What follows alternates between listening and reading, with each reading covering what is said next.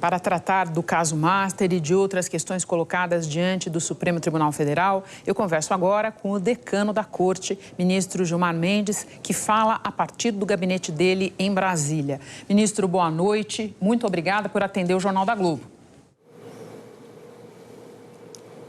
Boa noite, Renata. É um prazer sempre lhe falar. Vamos começar. O senhor apresentou notícia-crime contra o ex-governador e pré-candidato à presidência, Romeu Zema, por causa de um vídeo em que ele satiriza o senhor e o ministro Toffoli. Considerando o conteúdo dessa peça e o timing, não lhe parece que essa iniciativa serve para inflamar ainda mais os ânimos e dar discurso aos críticos do Supremo? Não me parece que seja assim, Renata. Eu acho que todos nós que atuamos na vida pública temos que ter responsabilidade e não podemos fazer esse tipo de brincadeira. Eu já tive a oportunidade de dizer que o governador Zema só governou Minas Gerais porque obteve liminares aqui no Supremo que o deixou sem pagar a dívida para com a União por 22 meses. E agora ele tenta sapatear, talvez aproveitando do momento eleitoral. Uma linguagem muito pouco própria, ele fala uma língua próxima do português, mas que é entendida como ofensiva, e isto precisa ser aferido. Ministro, deixa eu aproveitar que o senhor fez essa menção à situação de Minas Gerais. O senhor não acha que colocar as demandas de Minas Gerais na conversa pode dar a impressão de que se considera alguém devedor do tribunal por uma decisão que, em tese, se guia exclusivamente pelo cumprimento da Constituição? Não, não acho. E não penso que seja assim. Eu estou só chamando a atenção para o fato de que as pessoas vêm ao tribunal, se socorrem do tribunal e depois fazem esse tipo de sapateado, o que não me parece uma postura eticamente correta. Ministro, ainda sobre reações do tribunal, o relator da CPI do crime organizado, Alessandro Vieira, pediu o indiciamento de 3 ministros do Supremo, inclusive o senhor. Levando em conta que esse relatório foi rejeitado, que a CPI já acabou, muita gente, inclusive gente que considera que essa CPI não elucidou nada sobre crime organizado e se equivocou nos indiciamentos, sustenta que é perseguição política mandar investigar o senador, como o senhor defendeu, e mais ainda ameaçar torná-lo inelegível, como fez o ministro Toffoli. Não acho que seja assim. De novo, a vida pública exige responsabilidade.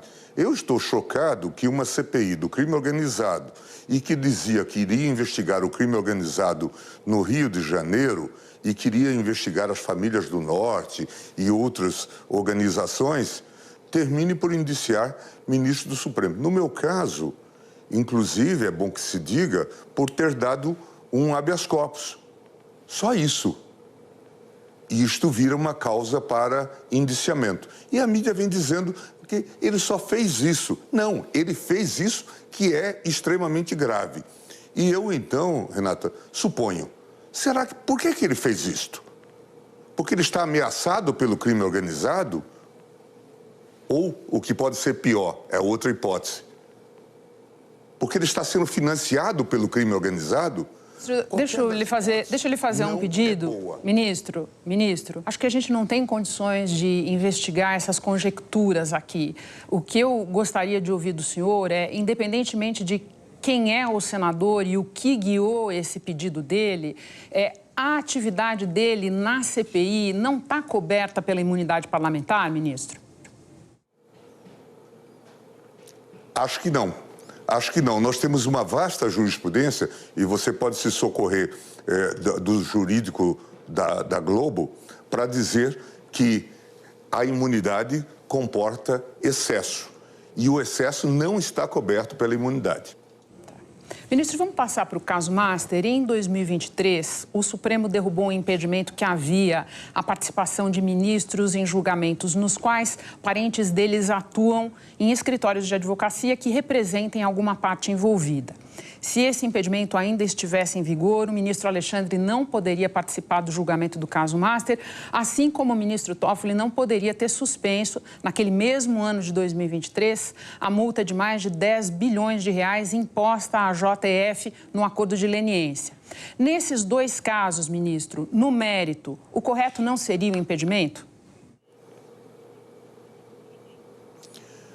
Teria que examinar cada caso, Renata. A verdade é que o Supremo fez uma correção na lei, que foi extremamente mal feita.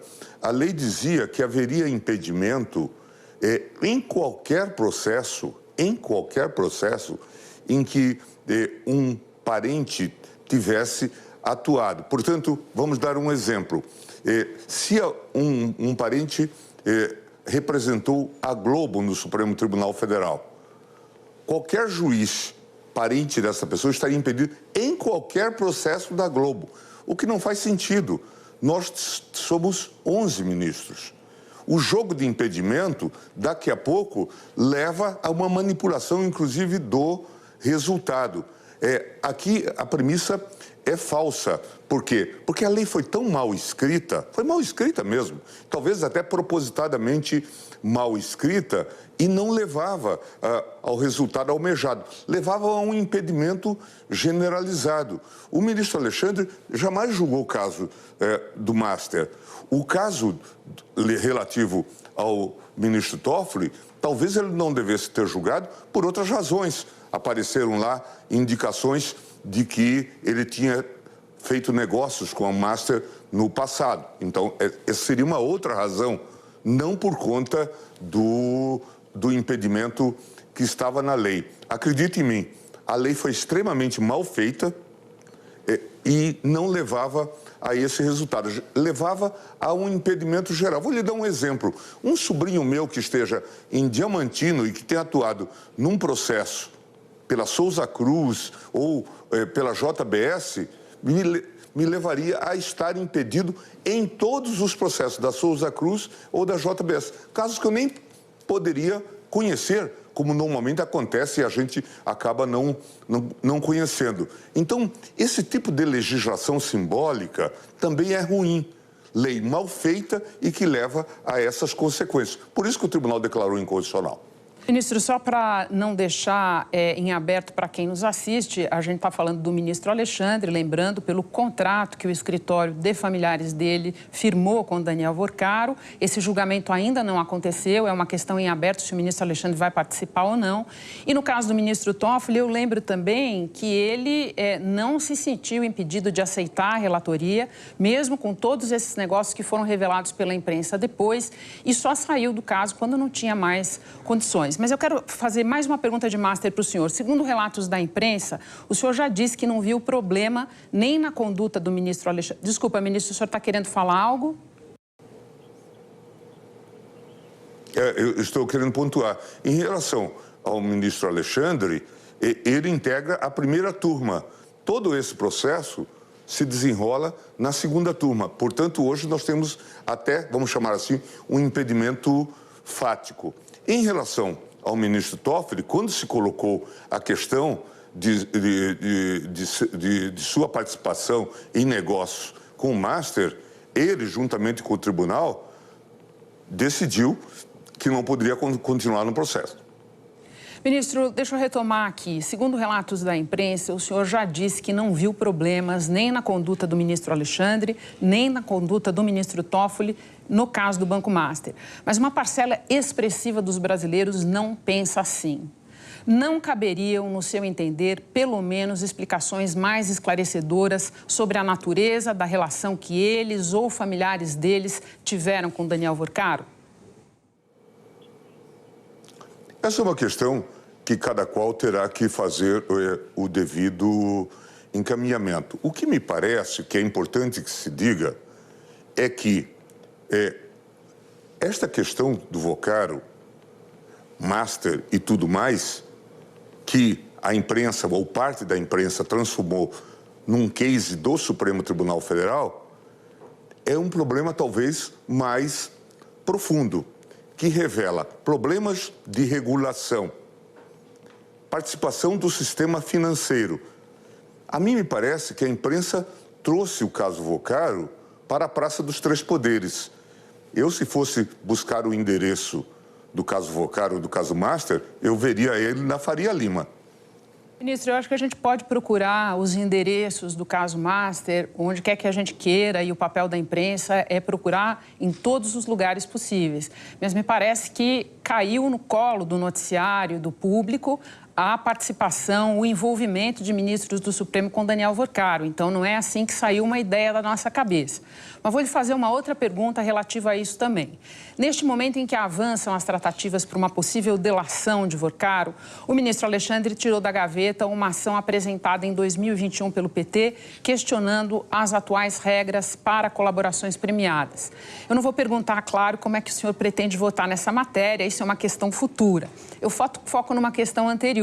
A coincidência temporal entre as duas coisas não é ruim para a imagem do STF?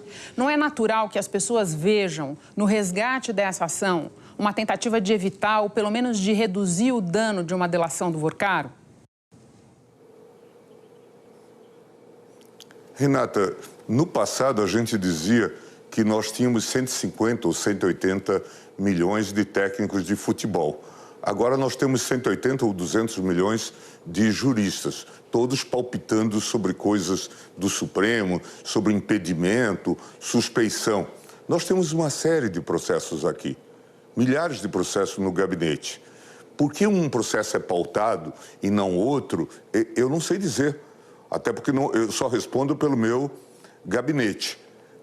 Mas eu acho que esse tipo de ilação, em princípio, é indevida. Há muito tempo nós estamos discutindo a questão da delação.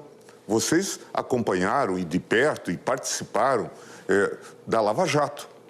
Vocês sabem o que aconteceu em Curitiba, como se manipulou delação. Todos nós sabemos disso. Vaza Jato revelou isto.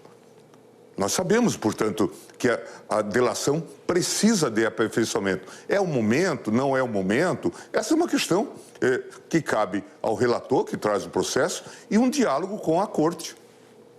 Ministro, eu acho importante colocar aqui, registrar que o senhor sempre foi um crítico das delações e de outros institutos como das prisões alongadas. Essa sempre foi uma questão para o senhor. Mas, por outro lado, eu pondero que é impossível a gente não colocar essa questão no contexto atual, ministro.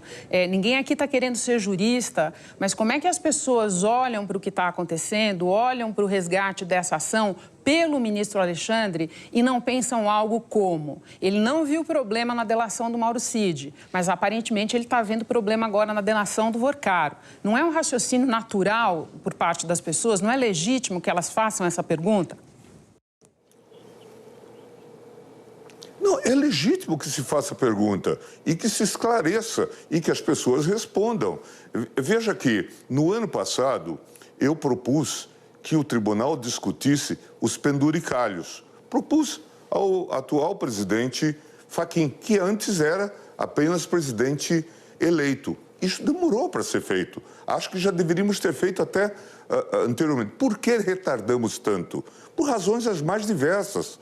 É difícil agora explicar, e você não me daria tempo. A questão da política interna do próprio tribunal, os erros que se cometeram.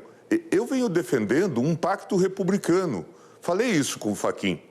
É preciso que nós nos unamos para fazer um debate sobre várias questões. A questão do orçamento, a questão das CPIs, a melhoria de uma série de elementos da legislação, da nossa relação com o próprio poder legislativo e executivo. O modelo está muito disfuncional. Toda hora que se precisa, vem ao Supremo Tribunal Federal. E depois se diz, isso leva a um paroxismo, a um paradoxo. E depois se diz, o Supremo está intervindo demais. Ministro... Nós temos editoriais. Ainda hoje eu aponto. Por favor, Nós pode temos continuar. editoriais. Ora criticando o Supremo por contenção, ora criticando o Supremo por excesso. Nós vivemos isso e vamos conviver com isso. Ministro, eu, por mim, ouviria o senhor por horas. Eu só não quero deixar de faltar tempo para algumas questões do momento que eu preciso muito fazer ao senhor. Mesmo entre quem já enxergou mérito no inquérito das fake news, notadamente no período em que a democracia foi mais atacada, muita gente hoje considera que ele, aos 7 anos de existência, já cumpriu sua função e virou só uma arma poderosa nas mãos do relator, ministro Alexandre. O senhor acaba de remeter uma notícia crime para esse inquérito, essa do Romeu Zema. Então eu pergunto, para que e para quem manter isso aberto, ministro? Eu tenho a impressão de que o inquérito continua necessário. E ele vai acabar quando terminar. É preciso que isso seja dito em alto e bom som. O tribunal tem sido vilipendiado. Veja, por exemplo, a coragem, eu diria a covardia, do relator da CPI do crime organizado de atacar a corte e pedir indiciamento de pessoas não cuidando de quem efetivamente cometeu crimes. Isso pode ser deixado assim? Acho que não. É preciso que haja respostas. Eu acho que foi um momento importante do Supremo ter aberto o inquérito e de mantê-lo, pelo menos até as eleições. Acho que é relevante.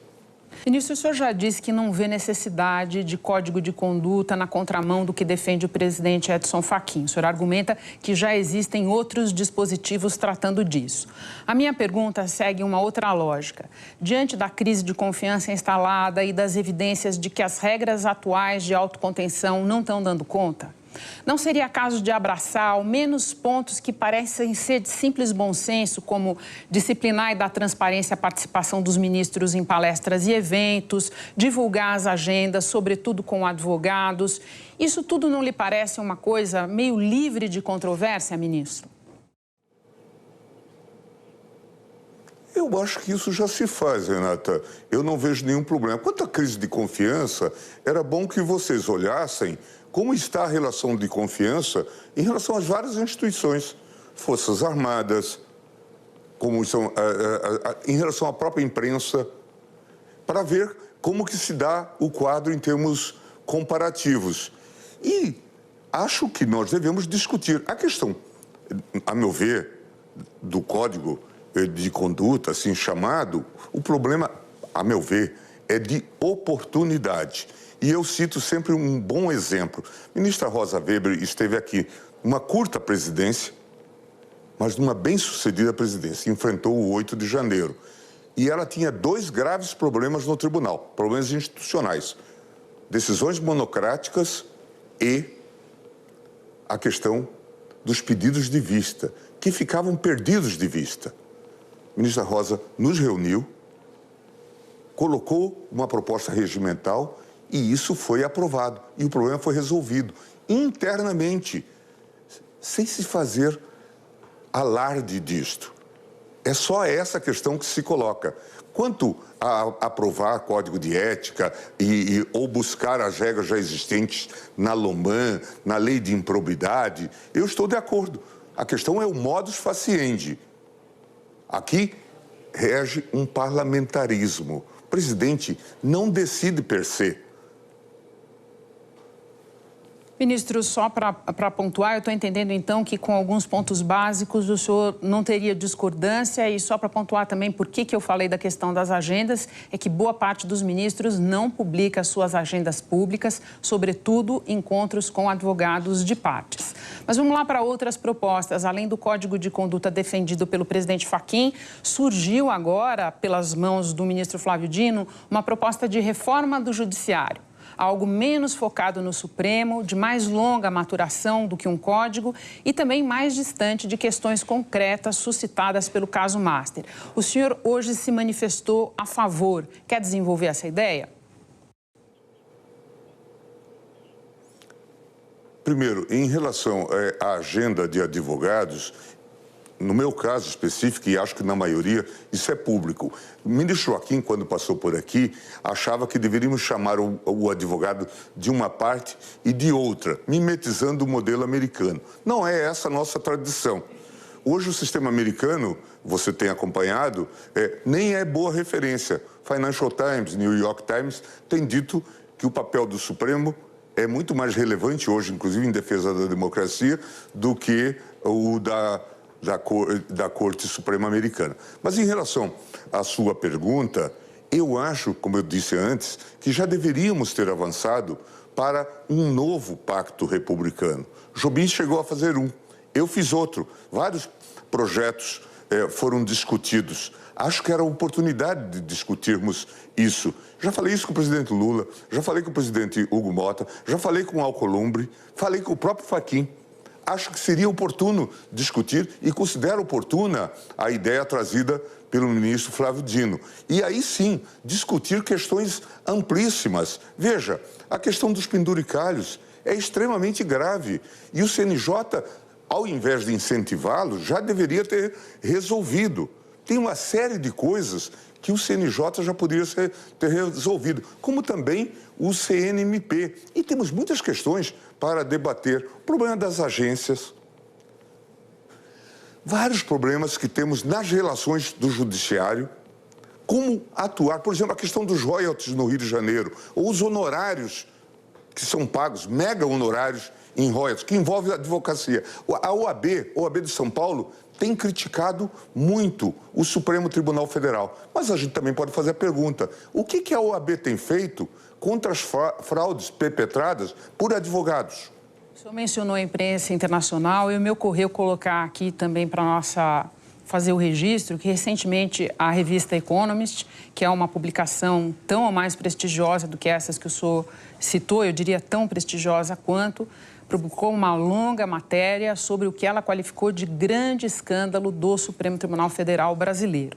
E isso me leva ao nosso tópico final, ministro, que é essa crise de confiança, crise de credibilidade que o senhor mencionava há pouco. O senhor tem razão, a crise de confiança hoje em dia no mundo é uma questão para várias instituições, a imprensa inclusive, o judiciário também.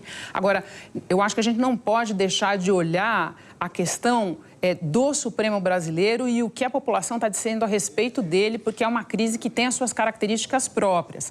A pesquisa Quest mais recente mostrou, pela primeira vez na série histórica do Instituto, que a maioria da população não confia no Supremo. A rodada anterior já tinha apontado que 2/3 consideram importante escolher um candidato ao Senado comprometido com o impeachment de ministros. Como é que o senhor, decano do tribunal, recebe esses números? Primeiro, em relação a The Economist, ela também fez uma matéria com grande destaque, elogiando o Supremo Tribunal Federal e reconhecendo o seu papel na defesa da democracia. Cada qual faz a leitura que quiser. Em relação à avaliação da opinião pública, é importante que a gente distinga, Renato, o que é foto e o que é filme. E é preciso entender isso. Certamente, nós vivemos uma crise de muitas instituições. Eu vivo pelo mundo afora e a gente vê a debilidade das lideranças em todo o mundo. A imprensa também não vive o seu melhor momento. Nós sabemos como as pessoas veem a imprensa. Mas esse é o único instrumento que se tem. As redes sociais tumultuaram os critérios para o próprio julgamento. Cada qual se enfia nessas bolhas. E, certamente, isso não deve levar-nos a minimizar as críticas. Devemos respeitar as críticas. Algumas são aceitáveis, outras não. E nós devemos explicar também o que nós fazemos. Eu, como você sabe, não me recuso a explicar aquilo que entendo que deva ser explicado. Acho que é fundamental. E estou longe de ver o copo mais vazio, eu prefiro vê-lo meio cheio. Eu acho que o tribunal cumpre um importante papel numa democracia hoje bastante disfuncional. Sobre isso, espero que você me dê oportunidade em outro momento. Uma democracia bastante disfuncional como é a brasileira. Ministro, só para esclarecer, quando eu falei da matéria da Economist, de fato, no passado, houve matéria na revista favorável, elogiosa ao Supremo. A última que eu me lembro foi na época do julgamento da tentativa de golpe. Essa matéria que eu mencionei, do grande escândalo, é a mais recente e diz respeito ao envolvimento de ministros, ainda que indireto, a gente ainda está por investigar, no caso Master. O senhor sempre vai ter a oportunidade de esclarecer o que o senhor quiser aqui, a gente vai estar à disposição, mas com base nesse seu raciocínio sobre a crise generalizada, eu lhe pergunto, uma pergunta final, o senhor não acha que cabe nenhuma autocrítica em relação às descobertas que o público fez recentemente em relação à conduta de ministros do tribunal? Tudo o senhor coloca na moldura de uma crise mais generalizada ou o senhor acha que cabe alguma autocrítica, alguma correção de rumo, ministro? Vamos discutir isto. Agora, a autocrítica, como você bem coloca, é autocrítica, é crítica interna, inclusive. Nós devemos fazer esse tipo de avaliação, inclusive para fins de eventual correção de regimento ou novas orientações. Fizemos isso ao longo de toda a vida, por isso essa instituição é duradoura. Eu mesmo sou defensor daquilo que chamo sempre fuga para frente. É fundamental que isso seja feito. Espero que também a imprensa faça a sua autocrítica. A imprensa, por exemplo, apoiou a Lava Jato. Não escutei depois autocrítica em relação à Lava Jato. Sobre Master, eu acho que há um grave problema que envolveu o Banco Central, envolveu o CVM, talvez esse crescimento tecnológico com fundos e fintechs e coisas do tipo. Eu ainda estou aguardando várias explicações para isso. Mas não acho que seja um escândalo do Supremo Tribunal Federal. Vários bancos venderam essas CDBs do Banco Master. Fizeram lucros com isso. Várias empresas fizeram anúncios e divulgaram anúncios do Master. Daniel Vocaro era keynote speaker de vários seminários de várias instituições de imprensa. Agora, ter contato com Vocaro virou algo satânico. Vamos olhar isso de uma forma crítica e madura. É preciso ter adultos na sala. Ministro, vai ser muito oportuno, em qualquer ocasião, ter uma discussão com o senhor sobre Lava Jato. Não caberia aqui por uma questão de tempo, porque a gente teria que discutir não só as ilegalidades cometidas pela Força Tarefa de Curitiba, mas também a corrupção revelada, concretamente revelada pela Lava Jato e que depois foi varrida, foi diluída essa descoberta toda. A gente faz essa discussão depois. E essa questão dos eventos também seria uma questão longa para a gente abrir agora, porque a gente precisaria, por exemplo, falar do evento principal patrocinado pelo Vocaro, que foi em homenagem ao ministro Alexandre, com participação de uma série de autoridades e de ministros do Supremo em Londres. Enfim, muitas questões aí. Eu lhe agradeço pela disposição de conversar e de falar sobre essas questões. Certamente a gente pode retomar essa conversa numa outra oportunidade. Ministro, muito obrigada por falar ao Jornal da Globo. Bom descanso para o senhor. Um grande abraço, Renato. Um prazer sempre lhe falar. Obrigada.